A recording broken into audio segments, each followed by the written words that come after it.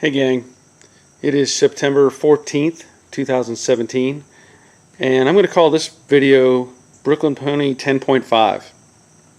And I'm doing that because I'm probably going to talk about a lot of things here and just try to give you some details.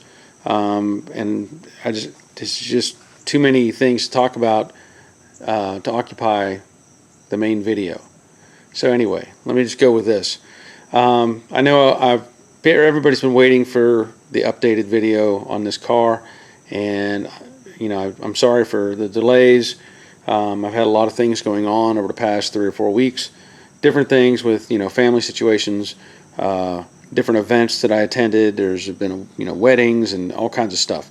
Along with that, I had also damaged my little Ford Focus, and so I had to get that fixed. So about $400 later, I have a fender and a hood, some headlights, and different repairs, and it's fine. It's not the prettiest thing, but it's just meant to be a driver, so I'm not going to worry about it. But as you've been following along, and I'm glad there's a lot of people watching these videos, I try to give as much information as I can. And I've been rolling around thoughts on this next video and how I'm going to do it, and so let me just explain some things so that y'all can understand what's going on. In the previous video I installed the firewall and the upper halves of the torque boxes, and in the process I said that way I split the torque boxes so that the frame rails can be put in, because with the torque box in place here, the full assembly, you can't weld those holes, which I've drilled out in order to install the frame rail. So I've got 2 rows of 5 here, down here, and on the inside. So once in place, these rails aren't going anywhere. Now, as I'm going through these processes, I need to take care of some things. Well, one of the things I need to do is finish the cowl, the upper and lower, and that's not a problem. Those are going to go in fairly easily.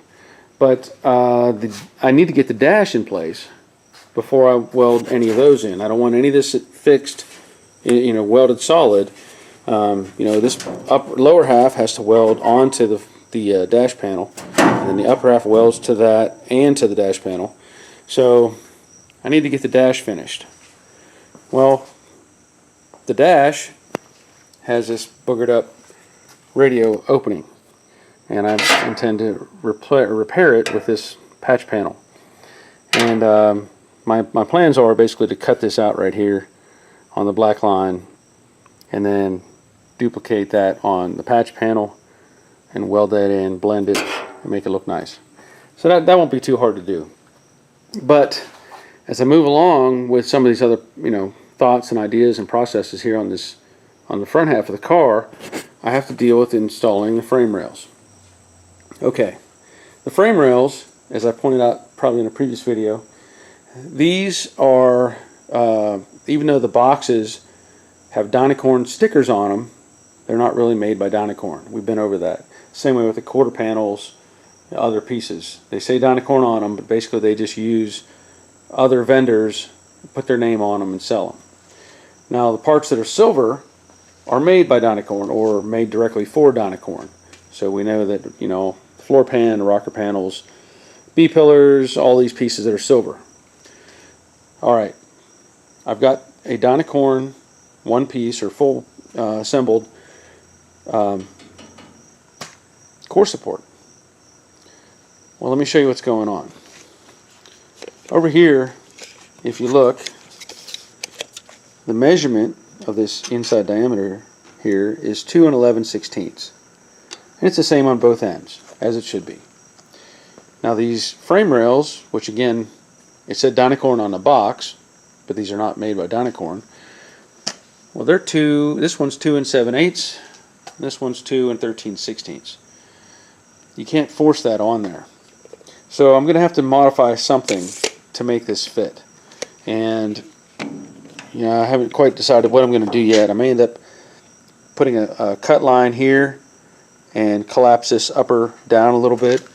You can see it's got a bit of an angle to it where it looks like it's kind of up. So if I can cut that and get it down slightly and then slide on the core support, I think I'll be okay. Now when I do that, you'll see this flange right here on the end. I'll drill 2 holes here on the inside. This is just a reference. So when I put this in place, I can weld through those holes and have it more solid here. And of course it'll get welded, you know, around the perimeter. You can hear my light kicking on now. Along with that, I'm going to be installing a full TCI suspension. There's multiple pieces that go with this TCI suspension. So I've already, you know, been test fitting some things, and I think it's going to work out really well.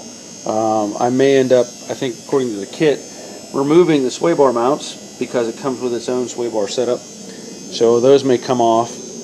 But just a few things that, you know, I have to think about and deal with. Well, along with that, here's something else that I bought. I bought 2 full Dynacorn aprons. Now these have the Dynacorn name on them. They're not silver, obviously, but this is in a Dynacorn branded box. So I don't think anybody else makes these, and I really like these. I could have bought the individual pieces, but I felt better about having this as an assembly because it gives me a length from the firewall to the core support, and it's a much cleaner look. Now of course with this TCI kit there will be a block off plate that goes inside where the shock tower was, but still this piece is much better than almost anything that I've seen on the market. If you'll notice, the lines are really crisp all the way around. The mounts for the hood hinge are just well done. Everything is really crisp. The openings for the little nut plates, you can see it has a nice recess. So I'm really impressed by the work they put into making this as a one piece. Also, it comes with this bracket that supports the fender already attached. So hard to beat that. And anyway, just want to point that out, that I will be installing those pieces as well. So just, you know, several things to think about and deal with, and I think it's going to work out really well. I just need to make sure, for lack of a better phrase, that all my ducks are in a row and everything is going to fit just right. I'm a little bothered by the, like I said, by this fitment up here on the A-pillar, and I wanted to point something else out too. Somebody had asked me how I was going to square up these frame rails. Well, this 66 coupe, which we know is rear-ended and had problems, this frame rail is dang near perfect condition-wise. There's no real rust in it. I don't think it was ever damaged. And what I'm doing, or what I have been doing, is I'm taking this long piece of 1-inch square tubing and I'm pressing it up against the bottom of this floor support. Well, then what I'm doing is measuring the drop from the frame rail down, and I can't tell you exactly what it was, I don't remember, but I know it's the same all the way across, you know, from anywhere on this point here down.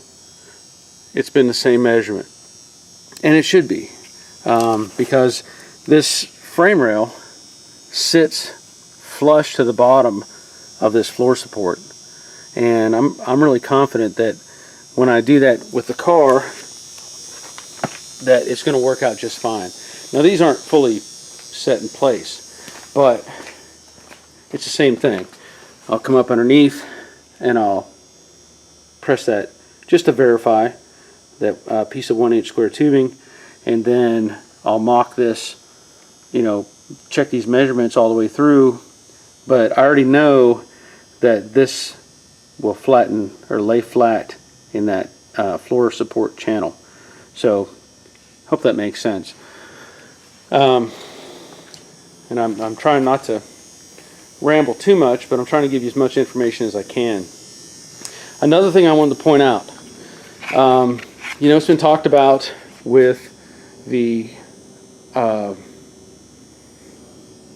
upper and lower cowls.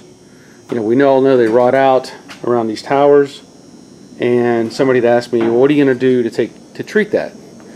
Well, I have a few ideas. On the light blue Mustang I did a few years ago, I sprayed that whole inside with Rust-Oleum, because Rust-Oleum is pretty durable, and it worked fine.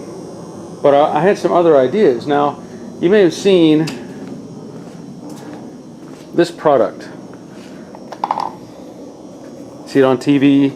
You see the guy take a boat and cut it in half, and then he, seams it back, or puts it back together with some tape that he's got, this Flex Seal stuff, variety of things.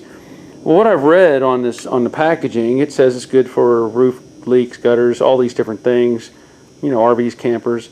Well, as I did some more research, and it says it's even it's UV resistant, so it's not supposed to break down with the sun beating on it. I thought that was pretty cool. Well, I may end up using that around the towers, just to kind of build up an area around them. I could use seam sealer, but let me show you this little experiment I did. This was, I don't know, a month and a half ago. I bought that stuff, and I sprayed it on this paper towel, and I was just curious, how tough is this stuff? Well, it's actually pretty tough. I mean, I had to pull on it to get it to rip here, but it was hard to get it to separate initially. And again, it's a paper towel, it's not metal. But let me show you something else. And let me see if I have a razor. I haven't done this yet, but on this donor car, this 66 coupe, I sprayed this, like I said, a month and a half ago. And I intentionally poured it on heavy up here in this seam just to see what it would do. And it seems like it sealed that seam. Now I can make an indent with my finger, or my fingernail. But like this stuff out here, I think it's more of my fingernail than anything. But it's all the way back. Oh, sorry. I can get it loose with a razor, but I'm pretty impressed by it, really. But I wanted to show that to you. This stuff seems to adhere really well. And, anyway, just some information. I thought I'd give it a try and see what happens, and it's holding up fine. And like I said, it took some effort to scrape this loose with a razor blade. So with a little prep, I think that stuff might be just fine. And I might even use it in a few other areas down in these corners underneath where the torque box is. I might try it there. I don't know yet, but I just want to point that out. So sorry if I'm rambling and taking up your time, but there's just a lot to cover right now, and I want everything to fit just right, and it will when I'm done. But that's the status right now.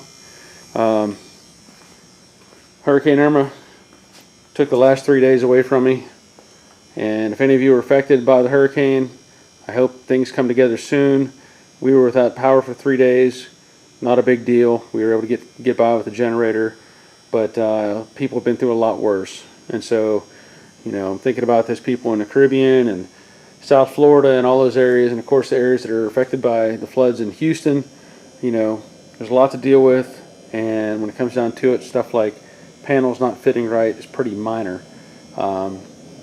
There's a lot more problems in the world we have to deal with. So anyway, hate to use up too much of your time, but I just wanted to give you at least some sort of update as to where I was at.